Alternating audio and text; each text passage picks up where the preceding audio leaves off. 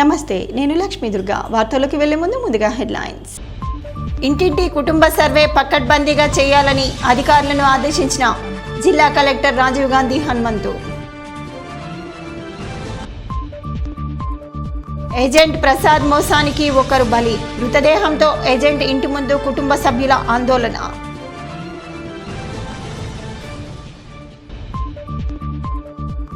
ఆర్మూర్లోని 23వ వార్డులో సమగ్ర సర్వేను ప్రారంభించిన చైర్పర్సన్ లావణ్య శ్రీనివాస్.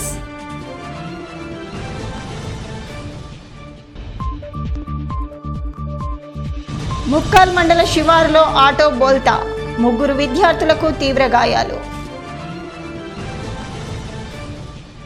ప్రభుత్వం చేపట్టిన సమగ్ర సర్వేకు ప్రజలు సహకరించాలని ఆర్మూర్ మున్సిపల్ చైర్పర్సన్ లావణ్య శ్రీనివాస్ కోరారు. ఆర్మూర్ పట్టణంలోని 23వ వార్డులో సమగ్ర సర్వేను చైర్పర్సన్ లావణ్య శ్రీనివాస్ కమిషనర్ రాజుతో కలిసి ప్రారంభించారు. ఈ సందర్భంగా అధికారులతో ఇంటింటికి తిరుగుతూ వివరాలు సేకరించారు. అనంతరం చైర్మన్ లావణ్య శ్రీనివాస్ మాట్లాడుతూ తెలంగాణ రాష్ట్ర ప్రభుత్వం ప్రతిష్టాత్మకంగా సోషియో ఎకానమిక్ ఇంటింటి సర్వేను చేపట్టడం జరిగిందని, సర్వేకు వచ్చిన అధికారులకు ప్రజలు పూర్తిగా సహకరించే వివరాలు తెలపాలని కోరారు. ఈ కార్యక్రమంలో మున్సిపల్ అధికారులు, వార్డు ఆఫీసర్లు, సిబ్బంది తదితరులు ఉన్నారు. ఆర్మూర్ మున్సిపల్ పరిధిలోని 36 వార్డులలో కూడా ఈ రోజు నుండి మున్సిపల్ ఆధ్వర్యంలో సమగ్ర ఇంటింటి కుటుంబ సర్వే నిర్వహించడం చాలా సంతోషం. ఈ సర్వేలో కుటుంబానికి సంబంధించిన సామాజిక, ఆర్థిక, విద్య, ఉపాధి, రాజకీయ, కుల వివరణ వంటి వివరాలను సేకరిస్తారు. అలాగే ప్రభుత్వ మార్గదర్శకాలను తూచా తప్పకుండా పాటిస్తూ మున్సిపల్ అధికారులు, సిబ్బంది తమ విధులను పక్కాగా నిర్వహించాలని వారికి సూచించడం జరిగింది. అదేవిధంగా ఆర్మూర్ మున్సిపల్ పరిధిలో 20,000కు పైగా ఇండ్లు ఉంటాయి కాబట్టి 14 మంది సూపర్వైజర్లు, 140 మంది ఎన్యూమరేటర్లు వారి విధులను నిర్వహిస్తారు. ఈ సర్వే ప్రక్రియ ఈ నెల ఆఖరి వరకు కూడా కొనసాగుతుంది కాబట్టి పట్టణ ప్రజలందరూ తమ ఇంటికి వచ్చే అధికారులకు తమ వివరాలను పక్కాగా ఇవ్వాల్సిందిగా కోరుతున్నాము. ఆర్థిక, సామాజిక, రాజకీయ, విద్య, ఉపాధి, కుల వివరాల సేకరణకై రాష్ట్ర ప్రభుత్వం ప్రతిష్టాత్మకంగా జరిపిస్తున్న ఇంటింటి కుటుంబ సర్వేకు ప్రజలు తమ వంతు సహకారం అందించాలని కలెక్టర్ రాజీవ్ గాంధీ హనుమంతు కోరారు. సర్వే కోసం ఇళ్లకు వచ్చే ఎన్యూమరేటర్లకు వాస్తవ వివరాలతో కూడిన సమాచారాన్ని అందించాలని సూచించారు. దర్పల్లి మండలం సీతాయిపేటలో ఇంటింటి కుటుంబ సర్వే నిర్వహిస్తున్న తీరును కలెక్టర్ ఆకస్మికంగా తనిఖీ చేశారు. ఆయా ఇళ్లను సందర్శించి కుటుంబ సర్వే నిర్వహణ కోసం అతికించిన స్టిక్కర్లను చూసి వాటిపై నమోదు చేసిన ఇంటి నెంబర్, ఎన్యూమరేషన్ బ్లాక్, క్రమ సంఖ్య తదితర వివరాలను క్షుణ్ణంగా పరిశీలించారు. ఎలాంటి తప్పిదాలకు తావు లేకుండా పకడ్బందీగా సర్వే జరపాలని అధికారులను ఆదేశించారు. ఈ సందర్భంగా కలెక్టర్ మాట్లాడుతూ ప్రభుత్వ ఆదేశాల మేరకు జిల్లాలో ఇంటింటి సర్వే కోసం ఏ ఒక్క నివాస గృహ సైతం మినహాయించబడకుండా మొత్తం 3,245 ఎన్యూమరేషన్ బ్లాక్లను ఏర్పాటు చేయడం జరిగిందని అన్నారు. మున్సిపాలిటీలు, గ్రామ పంచాయతీలలోని రికార్డుల ఆధారంగా ఎన్యూమరేషన్ బ్లాక్లను గుర్తించామని అన్నారు. ఒక్కో బ్లాక్కు ఒకరు చొప్పున ఎన్యూమరేటర్లను నియమించామని, ప్రభుత్వ మార్గదర్శకాలకు అనుగుణంగా సర్వే నిర్వహించాల్సిన తీరుపై వారికి శిక్షణా తరగతుల ద్వారా స్పష్టమైన అవగాహన కల్పించామని కలెక్టర్ తెలిపారు. ఇంటింటి సర్వేలో భాగంగా ఈ నెల 6, 7, 8వ తేదీలలో 3 రోజుల పాటు హౌస్ లిస్టింగ్ ప్రక్రియ కొనసాగుతుందని, ఈ నెల 9వ తేదీ నుండి సమగ్ర కుటుంబ వివరాల సేకరణ ప్రారంభమవుతుందని వివరించారు. సర్వే బృందానికి నిర్ణీత సమాచారాన్ని అందజేస్తూ జిల్లాలో ఇంటింటి కుటుంబ సర్వే విజయవంతానికి అన్ని వర్గాల వారు సహకరించాలని కలెక్టర్ కోరారు. జిల్లా మొత్తం కూడా రాష్ట్ర ప్రభుత్వ ఆదేశాల మేరకు ఈ రోజు నుంచి మనకి సోషియో ఎకనామిక్ సర్వే అనేది స్టార్ట్ చేయడం జరిగింది. సో దీంట్లో మనకి జిల్లాలో టోటల్గా 3,245 ఎన్యూమరేషన్ బ్లాక్స్ మనము క్రియేట్ చేసుకోవడం జరిగింది. ఈచ్ ఎన్యూమరేషన్ బ్లాక్కి ఒక ఎన్యూమరేటర్ ఉండే విధంగా మనము ఎంప్లాయీస్ని ఐడెంటిఫై చేసాము. అదేవిధంగా మనకి first 3 days November 6th, 7th, 8th మనకి హౌస్ లిస్టింగ్, అంటే వాళ్ళకి ఇచ్చిన ఎన్యూమరేషన్ బ్లాక్లో ఎన్ని హౌసెస్ ఉన్నాయి, ఎన్ని ఫ్యామిలీస్ ఉన్నాయి అనేది ప్రతి ఇంటికి వెళ్ళి ముందుగా మనకి హౌస్ లిస్టింగ్ ప్రక్రియ ఈ 3 days జరుగుతుంది. తర్వాత మనకి నవంబర్ 9th నుంచి డీటెయిల్డ్ సర్వే ఈచ్ ఫ్యామిలీది కూడా మనకి డీటెయిల్డ్ సర్వే అనేది స్టార్ట్ చేయడం జరుగుతుంది. ఎన్యూమినేటర్స్ అందరికి కూడా ట్రైనింగ్ అనేది ఇవ్వడం జరిగింది. సో అందరూ ట్రైన్డ్గా ఉన్నారు. సో ఇక్కడ కూడా సర్వే అనేది ఏదైతే మనకి గైడ్లైన్స్ ఉన్నాయో దాని ప్రకారంగా సర్వే జరుగుతూ ఉంది. రోజు రోజుకు గల్ఫ్ ఏజెంట్ల మోసాలు పెరిగిపోతూనే ఉన్నాయి. గల్ఫ్ ఏజెంట్ల మోసానికి తాళలేక గుండెపోటుతో ఓ వ్యక్తి మృతి చెందిన సంఘటన ఆర్మూర్ పట్టణంలో చోటు చేసుకుంది. ఆర్మూర్ పట్టణానికి చెందిన గల్ఫ్ ఏజెంట్ డీకొండ ప్రసాద్ బాధితుడు రాజేష్ లాల్ కొడుకుని యూరప్ దేశాలకు పంపిస్తానని 6 లక్షలు తీసుకొని పంపించకపోగా డబ్బులు సైతం తిరిగి ఇవ్వకపోవడంతో తరచూ ఇంటికి వెళ్లి డబ్బులు అడగగా డబ్బులు ఇవ్వనని ఏం చేస్తావో చేసుకోమని చెప్పడంతో మనస్తాపం చెందిన బాధితుడు రాజేష్ లాల్ కొడుకు భవిష్యత్తు పాడైపోతుందని ఆర్థిక పరిస్థితులు సైతం సహకరించకపోవడంతో గుండెపోటుతో మృతి చెందాడు. కుటుంబ సభ్యులు మృతదేహంతో ఏజెంట్ డీకొండ ప్రసాద్ ఇంటి ముందు ఆందోళన చేపట్టారు. సంఘటన స్థలానికి ఎస్ఐ ఐకే రెడ్డి చేరుకొని ఇరు వర్గాలను సమజాయించి మృతదేహాన్ని తొర్లికొండకు తరలించారు. బాధితుల కుటుంబ సభ్యుల ఫిర్యాదు మేరకు కేసు నమోదు చేసి దర్యాప్తు చేస్తున్నామని తెలిపారు. అక్కడ వేరే దేశంలో వదిలేసి టచ్ చేసిళ్ళు. తర్వాత డబ్బుల కోసం అడిగితే వాయిదాలు పెట్టుకుంటా ఈ రోజు వరకు తీసుకొచ్చాను. పొద్దున అదే టెన్షన్ల వల్ల డాడీకి స్ట్రోక్ వచ్చి మార్నింగ్ చనిపోయింది. ఎవరు ఏజెంట్? డీకొండ ప్రసాద్. ఎన్ని ఇచ్చినావు? 4. మున్సిపల్ కార్మికులు ఆర్మూర్ పట్టణాన్ని పరిశుభ్రంగా ఉంచడానికి కృషి చేయాలని ఆర్మూర్ మున్సిపల్ చైర్పర్సన్ లావణ్య శ్రీనివాస్ అన్నారు. ఆర్మూర్ పట్టణంలోని మున్సిపల్ కార్యాలయంలో మున్సిపల్ పారిశుద్ధ్య కార్మికులతో చైర్పర్సన్ లావణ్య శ్రీనివాస్ సమావేశాన్ని నిర్వహించి మాట్లాడారు. ఈ సందర్భంగా మున్సిపల్ పారిశుద్ధ్య కార్మికుల సమస్యలు సైతం అడిగి తెలుసుకున్నారు. అనంతరం చైర్మన్ లావణ్య మాట్లాడుతూ పట్టణ అభివృద్ధికి పారిశుద్ధ్య కార్మికులు కృషి చేయాలని, ఎక్కడా చెత్తా చెదరం లేకుండా పట్టణాన్ని పరిశుభ్రంగా ఉంచాలని సూచించారు. కార్మికుల సమస్యలు సైతం త్వరలోనే పరిష్కరిస్తామని హామీ ఇచ్చారు. మున్సిపల్ కార్మికులు తప్పకుండా డ్రెస్ కోడ్ పాటించడంతో పాటు ఐడి కార్డు ధరించాలని అన్నారు. ఈ కార్యక్రమంలో కమిషనర్ రాజు, మున్సిపల్ శానిటరీ ఇన్స్పెక్టర్ గజానంద్, పర్యావరణ ఇంజనీర్ పూర్ణమౌళి, పారిశుద్ధ్య కార్మికులు తదితరులు ఉన్నారు. ఆర్మూర్ మున్సిపల్ కార్యాలయంలో మున్సిపల్ సిబ్బందితో సమావేశం నిర్వహించడం జరిగింది. వారి సమస్యల్ని కూడా అడిగి తెలుసుకోవడం జరిగింది. వారి సమస్యలకు తక్షణ పరిష్కారం దిశగా మేము ప్రయత్నం చేస్తామని వారికి హామీ ఇచ్చాము. అదేవిధంగా వారు కూడా ఆర్మూర్ మున్సిపాలిటీలో కూడా ఆర్మూర్ మున్సిపల్ పరిధిలోని పరిసరాలను శుభ్రంగా ఉంచాలని వారికి సూచించడం జరిగింది. అదేవిధంగా సమయపాలన కూడా సక్రమంగా నిర్వహించాలని వారికి చెప్పడం జరిగింది. ఆర్మూర్ మున్సిపల్ పారిశుద్ధ్య కార్మికులకు డ్రెస్ కోడ్ కూడా ఇవ్వడం జరిగింది. వారం రోజుల్లోనే ఐడి కార్డు కూడా ఇస్తాము. వారు కూడా అందరూ మా పని అని బాధ్యతగా వాళ్ళ పనులని సక్రమంగా నిర్వహించి ఆర్మూర్ ప్రాంతాన్ని పరిశుభ్రంగా ఉంచాలని కోరుకుంటున్నాను. Nizamabad incharge police commissioner Sindhu Sharma ఆదేశానుసారంగా నిజామాబాద్ పోలీస్ హెడ్ క్వార్టర్స్లో ఉచిత మెడికల్ క్యాంపును పోలీస్ శాఖ ఆధ్వర్యంలో మెడికవర్ హాస్పిటల్ నిజామాబాద్ వారి సౌజన్యంతో నిర్వహించారు. ఈ కార్యక్రమానికి ముఖ్య అతిథులుగా అదనపు డీసీపీలు కోటేశ్వరరావు, బస్వారెడ్డి, శంకర్ నాయక్ హాజరయ్యారు.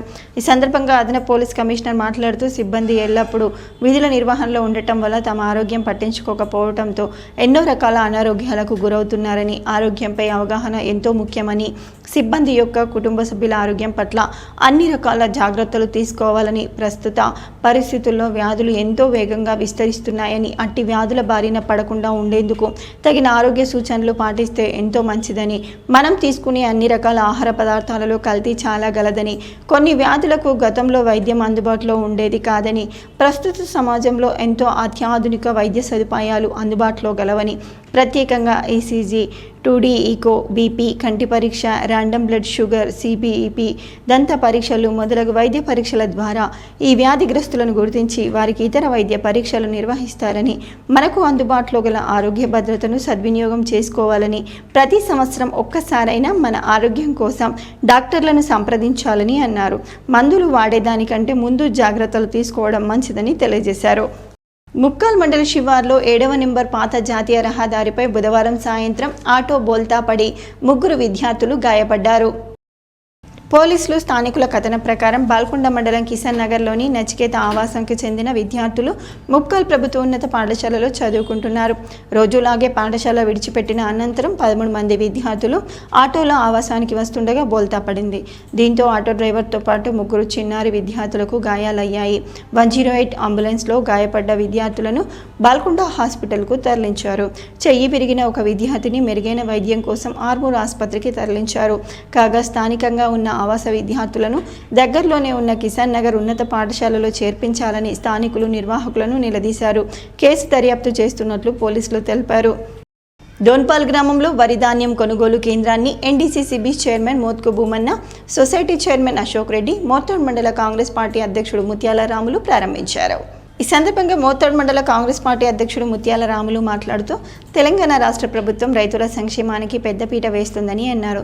సన్న రకం ధాన్యానికి తెలంగాణ రాష్ట్ర ప్రభుత్వం 500 రూపాయల బోనస్ ఇవ్వనుందని ముఖ్యమంత్రి రేవంత్ రెడ్డి ప్రకటించినందుకు గాను రైతుల తరపున ప్రత్యేక కృతజ్ఞతలు తెలుపుతున్నామని అన్నారు.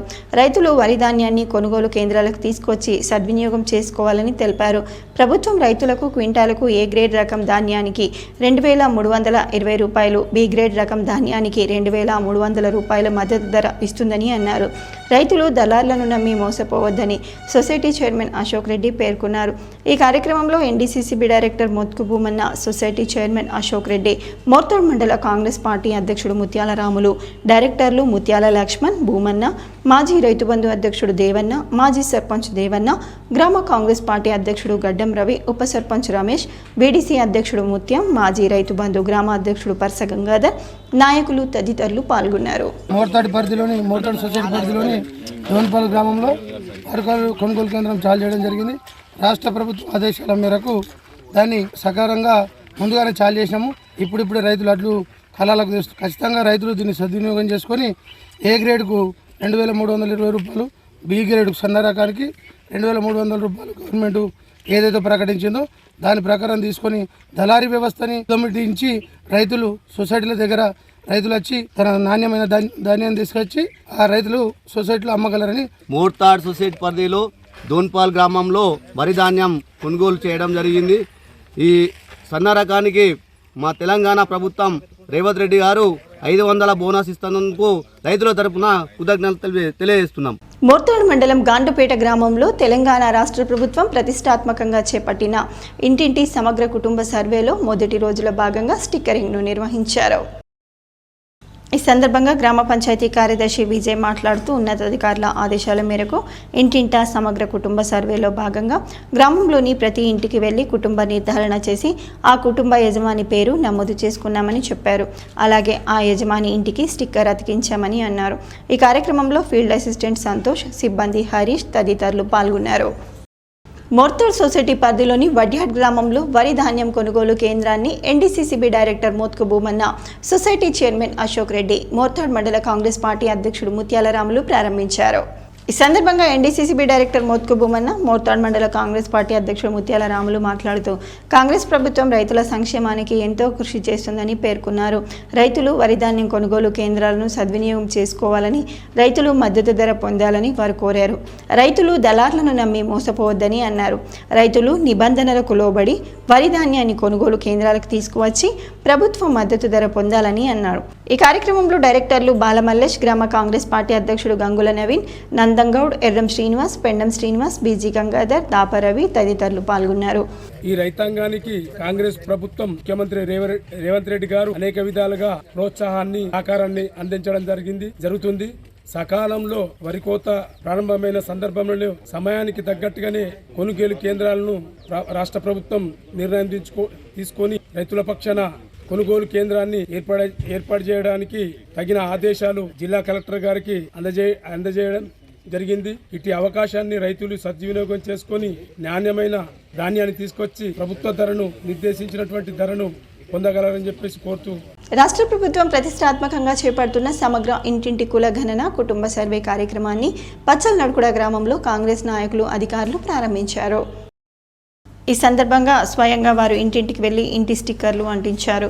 సుమారు 1300కు పైగా ఇండ్లు ఉంటాయని, సర్వేలో 11 మంది ఉపాధ్యాయులు, అంగన్వాడీ టీచర్లు, ఐకేపీ ఉద్యోగులు, ఎన్యూమరేటర్లు విధులు నిర్వహిస్తున్నారని తెలిపారు.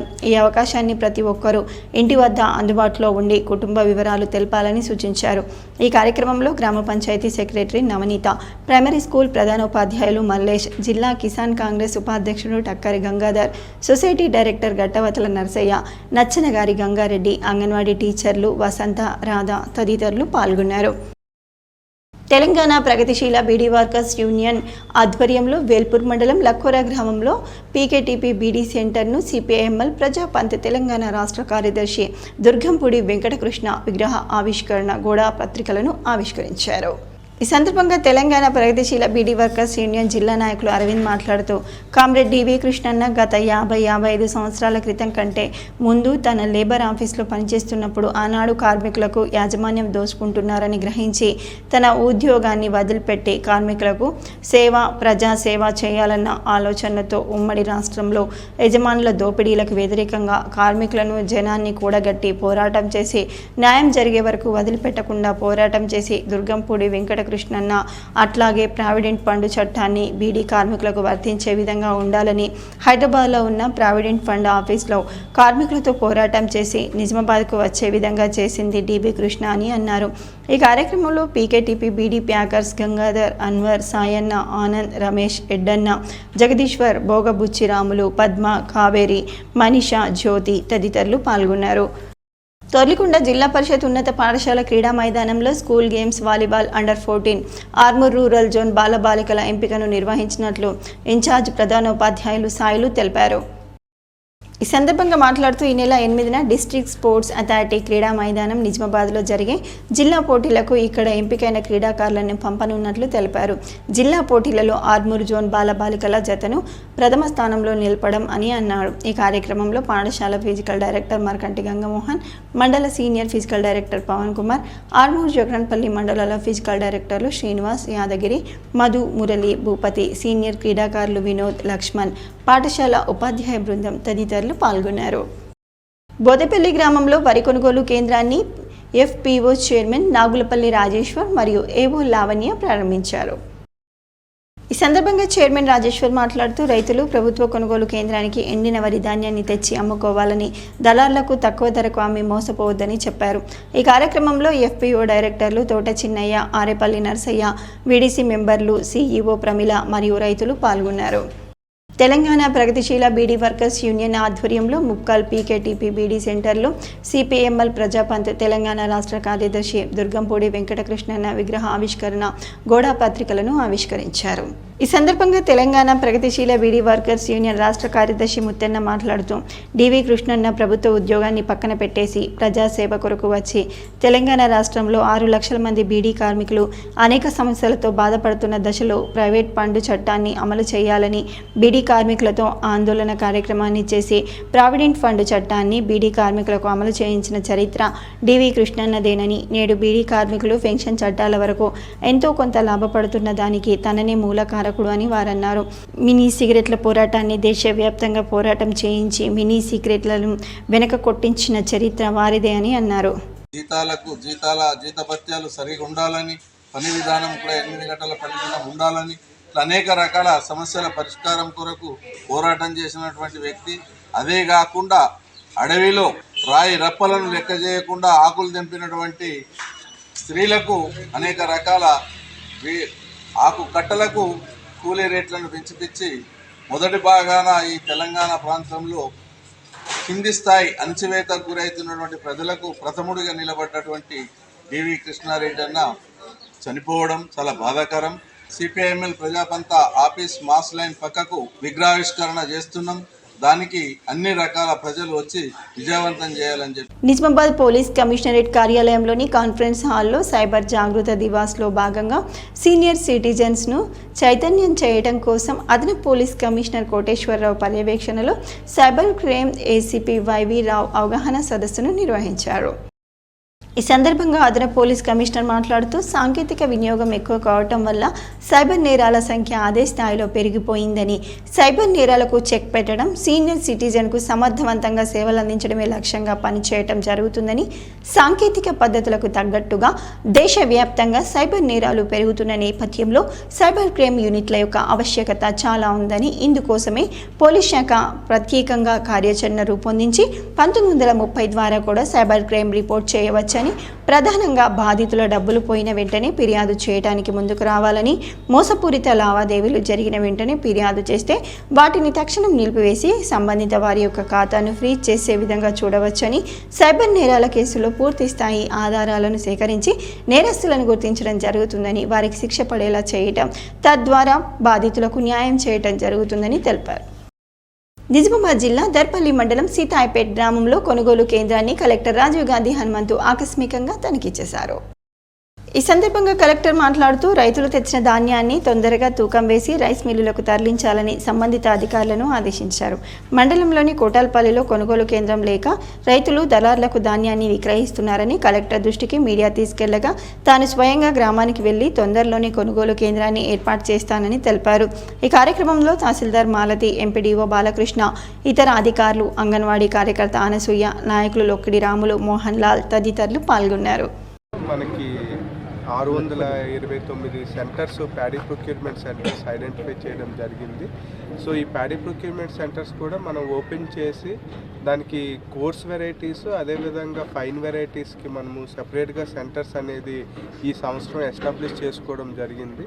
సో దానిలో భాగంగా మనకి సెంటర్ నుంచి fine varieties and course varieties సెపరేట్గా ప్రొక్యూర్మెంట్ చేసి మనము ట్యాగ్ చేసిన మిల్స్కి ఆల్రెడీ మనకి ట్రాన్స్పోర్టేషన్ కూడా స్టార్ట్ అవ్వడం జరిగింది. సో దీంట్లో భాగంగా మనము జిల్లాలో ప్రతి మండలంలో కూడా ప్రతి విలేజ్లో ఇప్పుడు సెంటర్స్ ఫంక్షనింగ్లో ఉన్నాయి. సో మనము ఈసారి లోకల్ యాప్ అదేవిధంగా ఓపీఎంఎస్లో కూడా ముఖ్యంగా ఈ ఫైన్ వెరైటీస్, కోర్స్ వెరైటీస్కి సెపరేట్గా వాళ్ళు సెలెక్ట్ చేసుకునే ఆప్షన్ కూడా ఇవ్వడం జరిగింది. ముఖ్యంగా ఫార్మర్స్ కూడా ఏదైతే వాళ్ళు తెచ్చే సన్నాలు అదేవిధంగా దొడ్లు వెరైటీస్కి కూడా వాళ్ళు ఆన్లైన్లోనే అదేవిధంగా ట్రక్ షీట్లో కూడా ఖచ్చితంగా అది మెన్షన్ చేసుకోగలరు. సో దట్ మనకి ఫైన్ వెరైటీస్ ఏదైతే ఆప్ చేసుకున్నామో ఓపీఎంఎస్లో ఐడెంటిఫై చేసామో సో ఫైన్ వెరైటీస్ కూడా మనకి బోనస్ రావడం అనేది. వార్తలు ముగించే ముందు హెడ్లైన్స్ మరోసారి. ఇంటింటి కుటుంబ సర్వే పకడ్బందీగా చేయాలని అధికారులను ఆదేశించిన జిల్లా కలెక్టర్ రాజీవ్ గాంధీ హనుమంతు. ఏజెంట్ ప్రసాద్ మోసానికి ఒకరు బలి, మృతదేహంతో ఏజెంట్ ఇంటి ముందు కుటుంబ సభ్యుల ఆందోళన.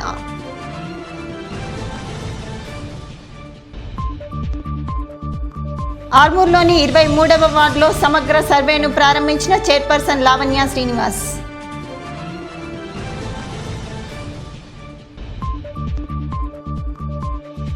ముక్కాల్ మండల శివారులో ఆటో బోల్తా, 3 విద్యార్థులకు తీవ్ర గాయాలు. ఇవి బులెటిన్లోని విశేషాలు. తిరిగి వచ్చే బులెటిన్లో మళ్ళీ కలుద్దాం. అంతవరకు సెలవు. నమస్కారం.